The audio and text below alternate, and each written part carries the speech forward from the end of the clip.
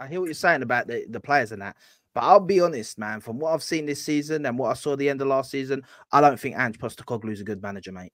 Like, I'll be honest. I don't think he's a good manager. I think he's one-dimensional as a manager. He knows one way, and that might have worked in the Scottish League when you're with one of the best teams in the league. But when you're in a competitive league with other managers that are tactically good, it don't work. And I think that's what's happening now. That game right there, everything that you guys are saying, ball watching, and that all comes from the manager. I'm sorry, that all not being able to manage a game, not being able to manage a game is the manager's fault. I'm sorry, because all these players are good enough to do that. Yeah, they're all good players. Your defense is actually on paper really good, right? But now all of a sudden they're all clowns. And they look like, when I was watching the game yesterday, I was like, this defense actually looks like clowns. And then Ange comes on looking clueless, 78th minute for the first sub. I'm sorry, even the midfield that he's been playing, 2 attacking. You're playing Brighton.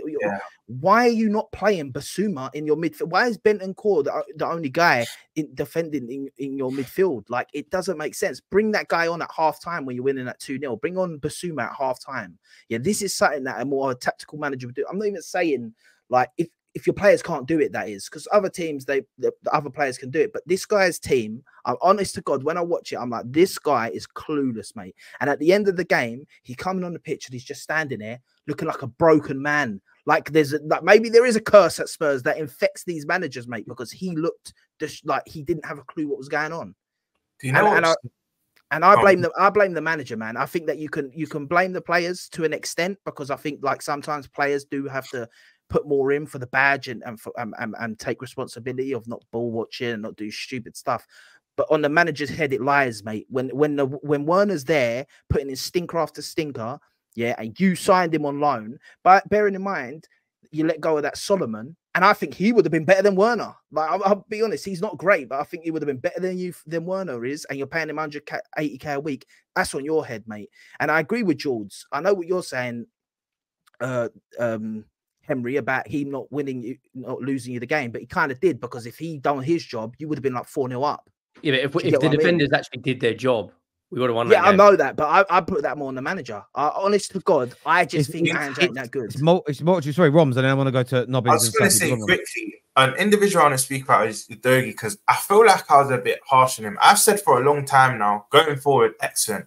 Defensively, he's bad, but he's not actually bad defensively. I just feel like his concentration lets him down, because I think 1v1, he's class, but I feel like he might not judge the flight of the ball properly. I think that was how Minte scored. He misjudged the flight of the ball. It went to Minte, and I think he scores one for Brighton. But I think it's a concentration issue, because at actual defending, Udogie's good. I feel like it's a bit lazy for rivals to say he's bad defensively, and I was one of them a couple of weeks ago. But when I actually look at his mistakes, they're all a concentration issue, and I think a positive for Spurs fans is he can improve on that. Your concentration can get better. So I think Udogie, I think people are being a bit harsh on him. Yes, he wasn't good yesterday. That's fine. You can criticize him, but I think that lazy take is just bad defensively overall. I don't really agree with that. He just has concentration issues. How do you see this, Nobbins? Is this players, managerial, combination of the two? Because it's not a good look. No. Ange is I think he's a borderline reckless manager at times. He attacks with 7 players, and he's been doing that a lot at Spurs, which in my opinion is at least 1 player too many. You know, for example, City tend to attack with 5. They'll commit 6 forwards if, like, you know, the opposition are playing particularly defensive, you know, back 5, so you get an extra body on. And I appreciate, you know, the goals that came from individual errors or whatever, but I feel like maybe there's sort of like the fact that you're still playing that way even when you're 2-0 up. I don't know if does that sort of illustrate it, sort of like almost like a naive, reckless mentality of we're not even going to really contemplate defending that much in respect to the tactics. We're just going to go out and still play our game, even if it's 2-0 up, as if it was 0-0 or we're 1-0 down. So we need to keep attacking, and maybe that fosters into the players, and then maybe that leads into a less, you know, solid defensive team. So I don't know what the answer is. It probably is a combination of both. But I think in the first instance, stop attacker with 7 players when you're away from home and you're 2-0 up would be my first suggestion. Stop doing it in general, because 7 players is too many, TBH. I think, to be honest, I think that the main problem is that Ange what I've recognized as a fan is in game, Ange lacks, I guess, some tactical adaptability in the game. I think he goes into games with one idea on how he wants to beat that team, and he maintains that idea up until it gets to the point of where there is no return, and we need the 80th minute. Because the one thing I've noticed under Ange is it's very rare that subs change the game. We generally, if we start the game well, we maintain that sort of level up until a certain point. But it's very rare under Ange that he makes game-changing subs. Have any of you ever watched like a boxer come through the ranks? So you start watching them when they're fighting at like local level, right through to when they start going to a world level. Some of them come through, and a great example is someone like he become a world champion, but you've got somebody he was never like in the best of the best category. You got someone like George Groves, who at the lower levels, he would just steamroll one pace through everybody. But what he was very good at is when he started fighting the Gales and then the Frotches, even though he lost, he realized I can't go in there and fight the same fight against everybody. And he would adjust and he ended up becoming a world champion. You get others that look really good at local level, maybe really good at national, European level. They go to that world level and they try and fight like they're in like they're at York Hall. And there's no fight management. There's no round management. It's just, this is how I've always won. It's how I'm going to fight.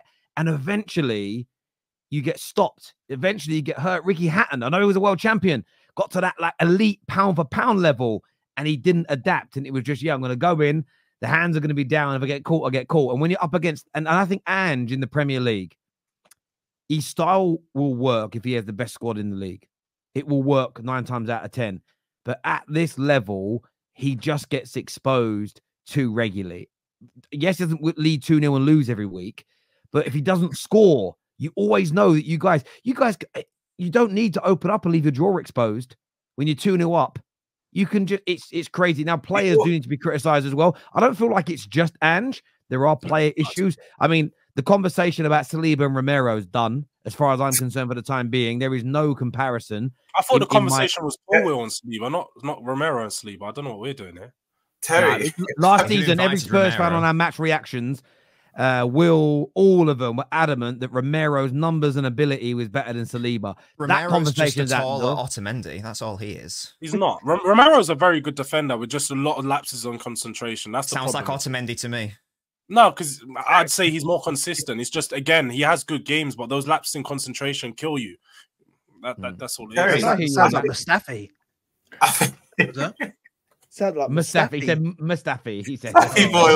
What lapse of concentration do I have? I can concentrate. He was listening.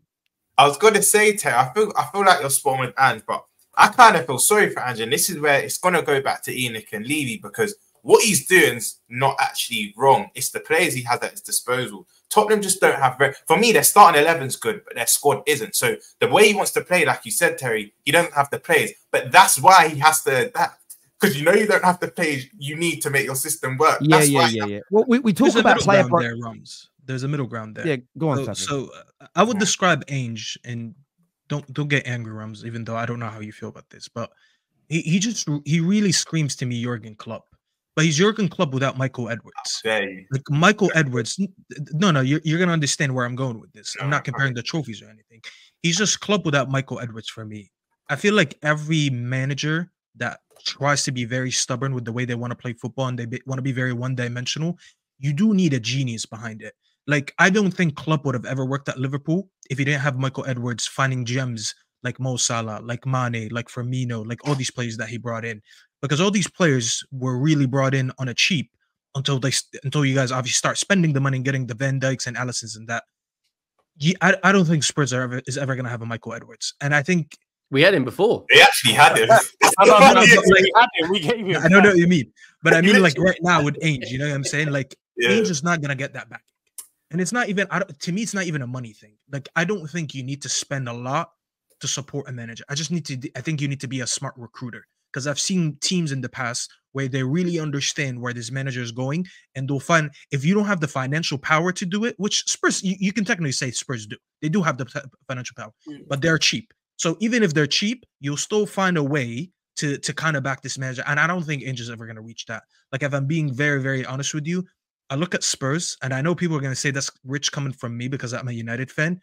I actually feel like no one is stuck at this moment more than Spurs. I generally do believe that. because I look at them and it's like, it's not a team that eventually is going to stumble into something that works because they're known for spending a lot of money. United are like that. United just been spending money, just been spending stupidly. The minute you get a decent manager with Ineos, you can argue that they could do something. I feel like we can actually end up being something. Spurs, I just don't see a world where Ange is ever going to get that financial backing like a top club would.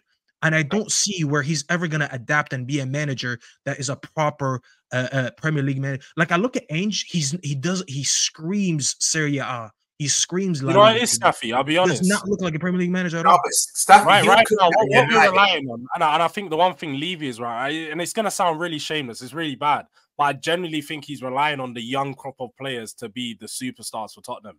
The likes or that are coming through right now. He's embarrassed. Can I say something that's gonna find? Was he following the Arteta model? He's trying to do a project. He's trying to do like in 3 or 4 years, Tottenham are going to be great. And I think, to be honest, got a good academy at the moment. I think Daniel Levy doesn't mind that. In Daniel Levy head, he's like, yeah, 5 years down. That's the process. No, but can I tell you something? Can I tell you something, George? No, you're right. Let me tell you. So here's an issue with that, and I'm really not trying to be disrespectful, but it will be disrespectful towards your club.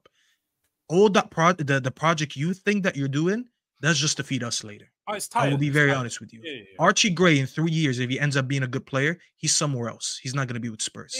What's his name? Mickey Moore, because I've been hearing a lot about him. If he becomes how do you change that then? He'll be somewhere. How do you change I don't that? know. That's why I'm telling you, Henry. I'm honest when I say this. I feel like you're just stuck.